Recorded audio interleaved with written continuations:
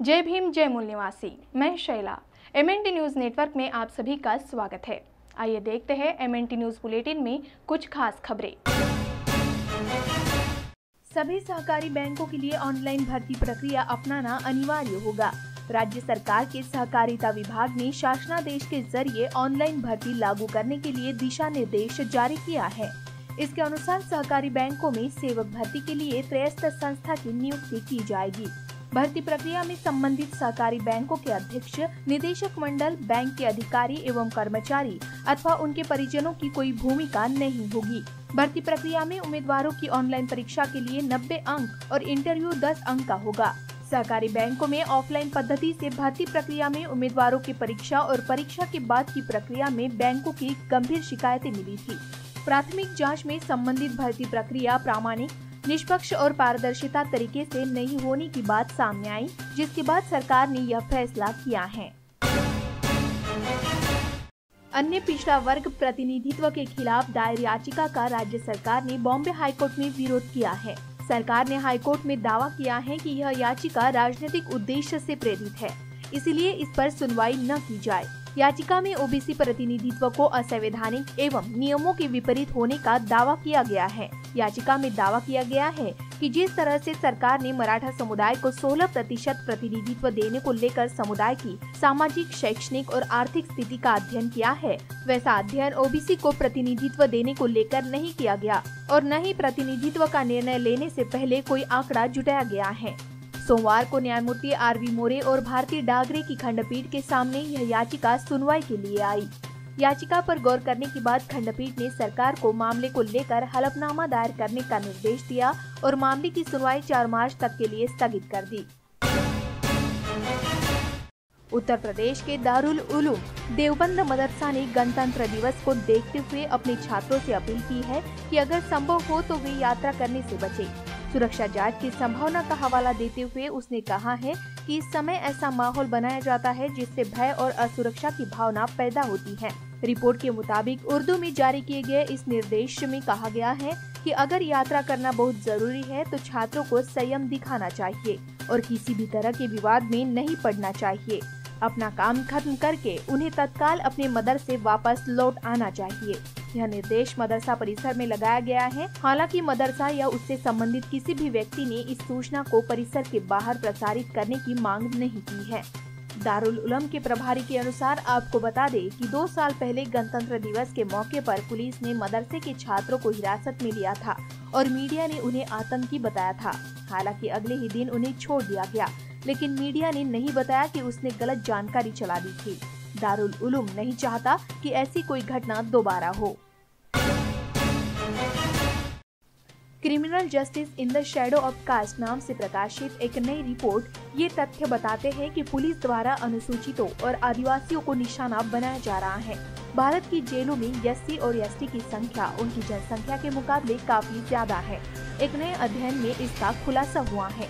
भारत की आबादी में SC और ST समुदाय के लोगों की संख्या 24% है, लेकिन जेलों में 34% से ज्यादा बंदी SC और ST समुदाय के हैं।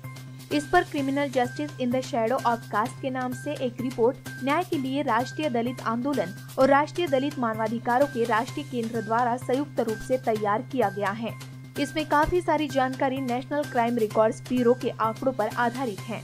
रिपोर्ट में यह भी पाया गया है कि कुछ राज्य में उनकी कुल आबादी और उनकी जेलों में SC ST के प्रतिशत के बीच असमानता उच्च स्तर पर है। इसमें कहा गया है कि असम, तमिलनाडु, महाराष्ट्र और राजस्थान का प्रदर्शन सबसे खराब है। उदाहरण के लिए तमिलनाडु में यह अंतर 17% है। तमिलनाडु में 38% विचाराधीन कैदी या तो SC है या ST है, जबकि प्रदेश की कुल आबादी में उनका हिस्सा 21% है। रिपोर्ट में यह भी कहा गया है कि ये आंकड़े अनुसूचितों और आदिवासियों को निशाना बनाने के एक पैटर्न की ओर इशारा करते हैं।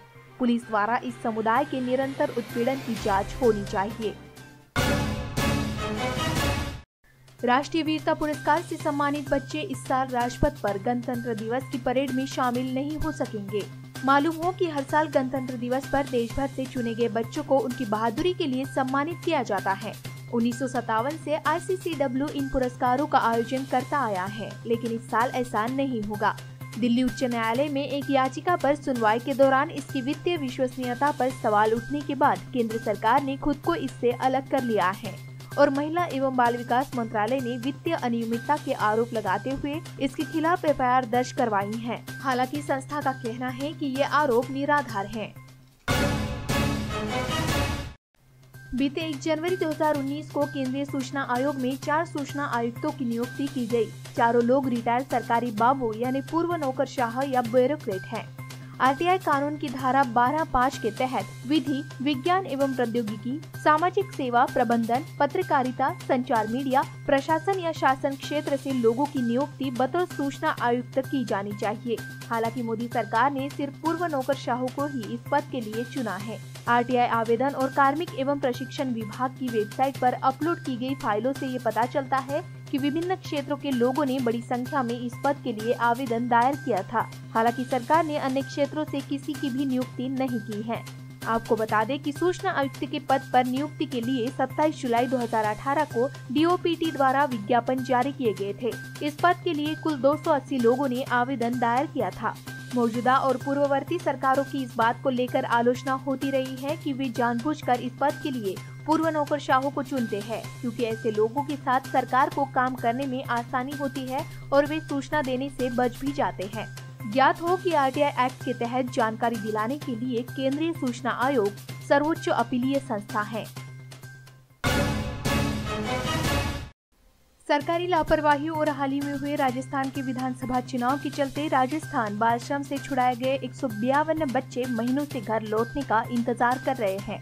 दरअसल इन 152 बाल श्रमिक और निराश्रित बच्चों को पिछले साल जयपुर से बाल श्रम और बंधुआ मजदूरी से आजाद कराया गया था, लेकिन सरकारी लेट लतीफी की वजह से ये बच्चे 6 महीने से अपने घर जाने का इंतजार कर रहे हैं। अब जब राजस्थान बाल कल्याण समिति ने इन्हें वापस भेजने की कवायद शुरू की, तो कुंभ मेला इन बच्चों के घर पहुंचने के सपने के बीच आ गया है।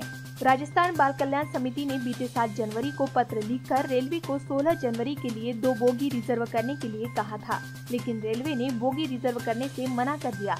इस तरह इन बच्चों के घर जाने के रास्ते में पहले जहां बाल कल्याण समिति की लेट लतीफी रोड़ा बनी हुई थी, अब रेलवे भी बच्चों के घर नहीं पहुँच पाने का कारण बन रहा है। MNT न्यूज़ बुलेटिन में इतना ही। मूल निवासी बहुजनों से जुड़े अन्य खबरों के लिए हमारे YouTube channel MNT news network को लाइक, शेयर और सब्सक्राइब जरूर करें।